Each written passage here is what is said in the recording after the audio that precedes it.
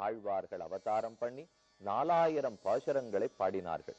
அவற்றுக்கு திவ்ய பிரபந்தம், அருளிச் செயல்கள் என்கிற பெயர் ஏற்பட்டன. இவர்களுடைய சரித்திரம் குரு பரம்பரா பிரபாவத்தில் உள்ளது. குரு பரம்பரை என்னால் லக்ஷ்மிநாதன்கிற முதல் ஆச்சாரியன் ஸ்ரீமன் நாராயணனே, அவனிடத்திலிருந்து தொடங்கும். அடுத்தது ஸ்ரீ மகாலட்சுமி, 3வது விஷக்சேனர், 4வது சடகோபன்னு பெயர் பெற்ற நம்மாழ்வார். ஆழ்வார்கள் அத்தனை பேருக்கும் தலைவராக நம்மாழ்வார் கொண்டாடப்படுகிறார். அவருக்கு அவயவமாக, அவருடைய அங்கங்களாகத்தான் ஏனைய எல்லா ஆழ்வார்களும் உள்ளார்கள். இப்ப நாம் இந்த நிகழ்ச்சியிலே பார்க்க போவது ஆழ்வார்கள் யாரார், அவர்கள் எங்கெங்கு பிறந்தார்கள், பிறப்பின் ரகசியம் என்ன, என்ன வாழ்ந்து காட்டியிருக்கிறார்கள், என்னென்ன பிரபந்தங்களை பாடினார்கள், இவற்றையெல்லாம் பார்க்க போகிறோம்.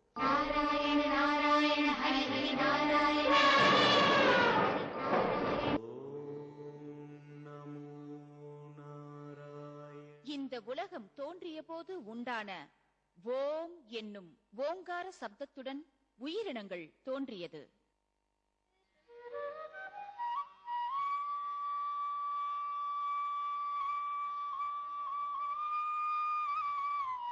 தெய்வமான எம்பெருமான் நாராயணனின் அருள்மழை பொழிய ஆரம்பித்தவுடன் வைணவமும் வளரத் தொடங்கிவிட்டது.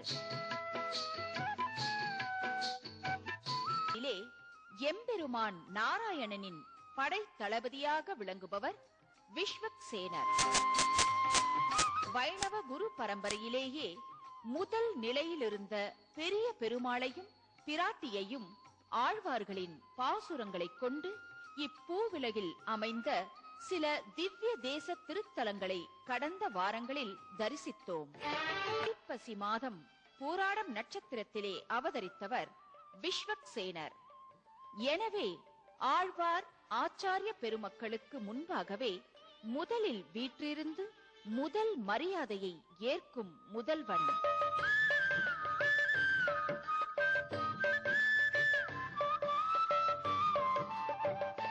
அனைத்து திருக்கோவில்களில் நடைபெறும் பிரம்மோற்சவ காலங்களிலே கொடியேற்றம் உற்சவம் நடைபெறும் முதல் நாள் நடக்கும் அங்குரார்ப்பணம் என்னும் வைபவத்திலே கருட கொடியுடனும் புற்று மண்ணுடனும் திருவீதி உலா வந்து நகர சோதனை மேற்கொள்ளும் நாயகன் இனை நம்மாழ்வாராக நாம் கொண்டாடி மகிழ்கிறோம். வைகுண்டத்திலே எம்பெருமானின் திருவடி கீழ் அமர்ந்து காவல் புரியும் சேனை நாதனான விஸ்வக்சேனரின் அம்சமாக அவதரித்தவரே நம்மாழ்வார் என குரு பரம்பரை உரைக்கின்றது. ஆழ்வார்கள் பாசுரங்களை பாடி போயிருந்தாலும் அதனுடைய உள்ளுரை பொருட்கள் நமக்கு எப்படி புரியும்? அதுவோ உயர்ந்த பாடல்கள், ஆழ்ந்த கருத்து கொண்ட பாடல்கள். அந்த பாடல்களுடைய அர்த்தம் நமக்கு புரியணுமே, பொருட்செறிவு மிகுந்தவை. அதற்காகத்தான் பகவானே திருவுள்ளத்திலே கொண்டு ஆச்சாரியர்களையும் பிறப்பித்தான். இவ்வாச்சாரியர்கள் தான் ஆழ்வார்கள் பாசுரங்களை கைவிளக்காக கொண்டு மேலே பல பல உரைகளை எழுதினார்கள். அதற்குரிய பொருள்களை நமக்கு விளங்க வைத்தார்கள். நாதமுனிகள் தொடக்கமாக மணவாள மாமனிகள் ஈராக பல ஆச்சாரியர்கள் வைணவ சம்பிரதாயத்திலே அவதரித்துள்ளார்கள். அவர்கள் எல்லாரும் என்ன சொல்லி இருக்கிறார்கள்ங்கிறதையும் பார்க்க போகிறோம். ஆழ்வார்களை பத்தியும் ஆச்சாரியர்களை பத்தியும் அவர்கள் நமக்குன்னு கொடுத்துள்ள உயர்ந்த கருத்துக்களை பத்தியும் பார்ப்பதற்கு, கேட்பதற்கு, அனுபவிப்பதற்கு, கடைப்பிடிப்பதற்காகத்தான் கூடியுள்ளோம். திருக்குருகூர் என்னும் ஆழ்வார் திருநகரியில் அவதரித்து திருப்புளி ஆழ்வார் என்னும் புளிய மரத்தின் அடியில் ஞான யோகத்தில் ஆழ்ந்திருந்தவர் நம்மாழ்வார். பிரபந்தத்தை நம்மாழ்வாரை நாடி பெற்றிட்டவர் நாதமுனிகள் என்னும் ஆச்சாரியர். இவரே ஆச்சாரிய குரு பரம்பரையில் முதன்மையானவர். ஆழ்வார்கள் ஏற்றத்தையும் அருளிச் செயல் ஏற்றத்தையும் நம்மாழ்வார் மூலம் நாதமுனிகள் அறிந்து ஓரான் வழியாய் உபதேசித்தார். எனவே வைணவ குரு பரம்பரையின் வழியினை திருவரங்கத்து நம்பெருமாள் எம்பெருமானார் தரிசனம் என பெயரிட்டு நிலைநாட்டினார்.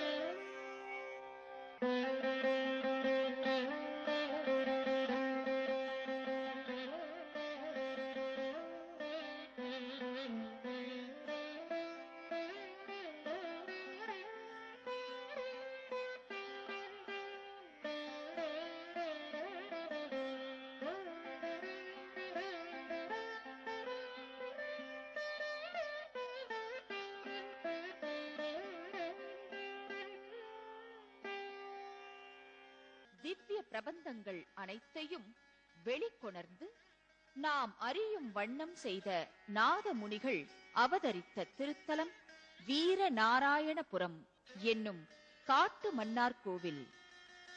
எனவே இந்த திருத்தலம் பிரபந்தம் விளைந்த திருப்பதி என்னும் பெயர் பெற்றது. தொண்டை மண்டலத்துக்கும்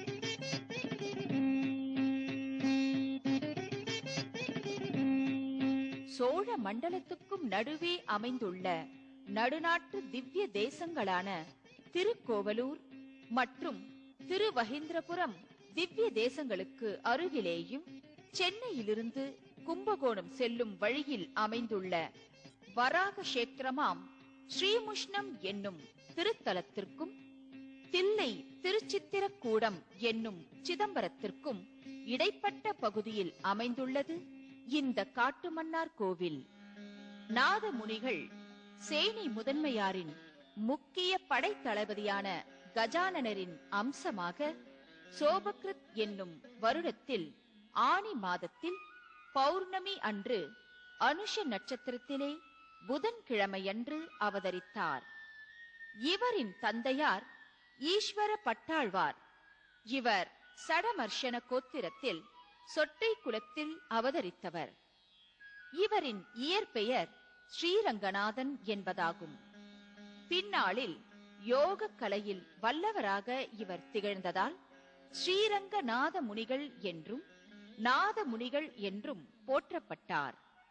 உலக மக்களை நல்வழிப்படுத்த 4000 கொணர்ந்த நாதமுனிகளை காட்டும் மன்னனார் ஆக இந்த தலத்து பெருமாள் விளங்கியதால் இந்த தலத்திற்கும் காட்டு மன்னார்குடி என பெயர் உண்டாயிற்று. எம்பெருமானின் கருணை மழையினை தாங்கி நின்ற நாதமுனிகள் என்னும் மலையின் வாயிலாக வெளிப்பட்ட 2 அருவிகளான உய்யக்கொண்டார் மற்றும் மணக்கால் நம்பிகள் மூலம் ஓர் பெரிய ஆறு உருவெடுத்தது. அந்த பேராறே யமுனை துறைவன் என நாதமுனிகளால் பெயரிடப்பட்ட ஆளவந்தார். நாதமுனிகளின் பேரனாக ஆளவந்தார் அவதரித்ததும் இந்த வீரநாராயணபுரம் என்னும் திருத்தலம் ஆகும். அபய வரத ஹஸ்தம் கொண்டு நம்மை காக்கும் திருமகளாம் செண்பகவல்லி தாயாரின் திருவடியின் கீழ் நாதமுனிகளையும் அவர்தம் பேரனார் ஆளவந்தாரையும் அழகுற தரிசிக்கின்றோம்.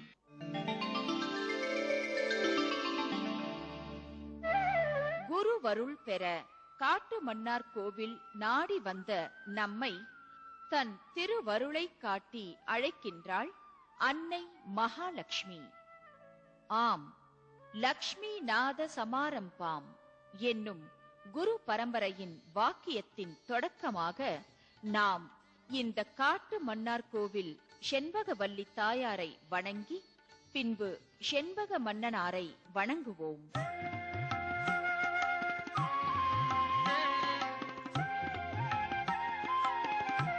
நாதமுனிகளின் அவதார காலம் 9ஆம் நூற்றாண்டு.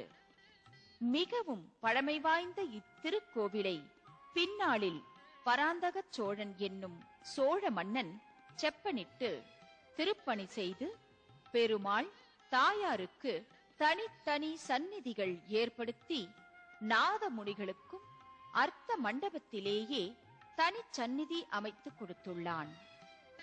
கும்பகோணத்திற்கு அருகிலுள்ள ராஜமன்னார்குடி என்னும் திவ்ய தேசத்தில் எழுந்தருளியுள்ள ராஜகோபாலனைப் போலவே இந்த காட்டு மன்னார்குடியிலும் ராஜகோபாலன் நல்வழி காட்டும் மன்னனாராக எழுந்தருளி இருக்கிறார்.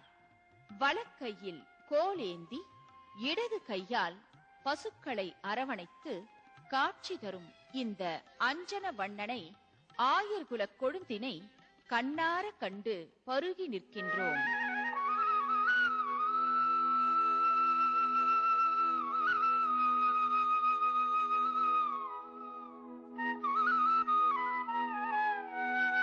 அவர் அருகே என்றும் எனக்கு இனியான் என் மணிவண்ணன் என புன்முறுவல் பூத்து நிற்கும் ருக்மணி சத்யபாமாவையும் ஒரு சேர சேவித்து மகிழ்கின்றோம். இத்திருக்கோவிலின் மூலவர் கருவறையிலே செண்பக மன்னனார், ராஜ மன்னனார் மற்றும் அழகிய மன்னனார் என 3 உற்சவர்களையும் ஒரு சேர சேவிக்கலாம். செங்கண் நெடிய திருவுருவை சேவித்த நம் கண்கள் செங்கமல தாயாரையும் சேவிக்க எண்ணுகின்றது. பெருமாளை தரிசித்துவிட்டு மரகதவல்லி தாயாரின் சந்நிதியை அடைகின்றோம். தனிக்கோயில் கொண்டுள்ள மரகதவல்லி தாயாரின் உற்சவர் திருநாமம் ஹேமாம்புஜ நாயகி என்னும் செண்பகவல்லி தாயார். தாயாரின் சந்நிதி எதிரே நின்று நாம் பெருமாள் கருவறை விமானத்தை தரிசிக்க முடிகிறது. விமானத்தின் வடபுறத்தில் ஸ்ரீதேவி பூதேவியுடன் வீற்றிருக்கும் நரசிம்மனின் இருபுறமும் நாதமுனிகளும் ஆளவந்தாரும் சீரிய சிங்கத்தின் புகழ்பாடி நின்றுள்ளனர். இந்த காட்டு மன்னார் கோவில் தல வரலாறு ஸ்ரீ வாமன புராணத்தில் தெரிவிக்கப்பட்டுள்ளது. அதை உணர்த்தும் விதமாக குறளுருவாய் மா வடிவில் மண்கொண்ட மால் வாமனனாய் நமக்கு காட்சி தருகிறான். பிரகாரத்தை சுற்றி வலம் வந்து ஆண்டாள் சன்னதியை வணங்கி வரும்போது நாதமுனிகளின் கருவறை விமானத்தை தரிசிக்கின்றோம். விமானத்தில் 1000 இன்தமிழ் பாடிய ஆதிநாதன் அருள் பெற்ற சீரார் சடகோப்பன் என்னும் நம்மாழ்வார் புளிய மரத்தின் அடியில் ஞான உபதேசம் செய்யும் வண்ணம் அமர்ந்திருக்க, அவர் அருகில் ஏரார் மதுரகவி வேதம் தமிழ் செய்த மாறனை அடிபணிந்து நின்றுள்ளார். நாதமுனிகளுக்கு உய்யக்கொண்டார், குறுகை காவலப்பன், மேலையகத்தாழ்வான், கீழையகத்தாழ்வான், திருக்கண்ண மங்கையாண்டான் என புகழ்பெற்ற சீடர்கள் இருந்தனர்.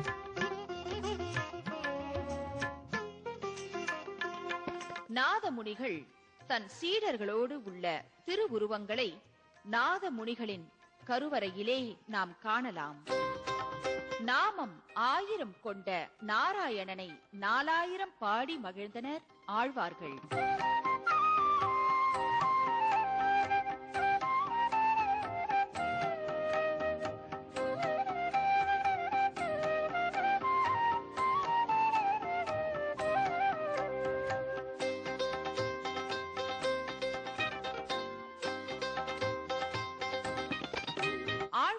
பாடிய பிரபந்தத்தை வெளிக்கொணர்ந்த நாதமுனிகளுக்கு நவராத்திரி நன்னாளில் திருமகளுடன் திருமஞ்சனம் ஆரம்பமாகிறது.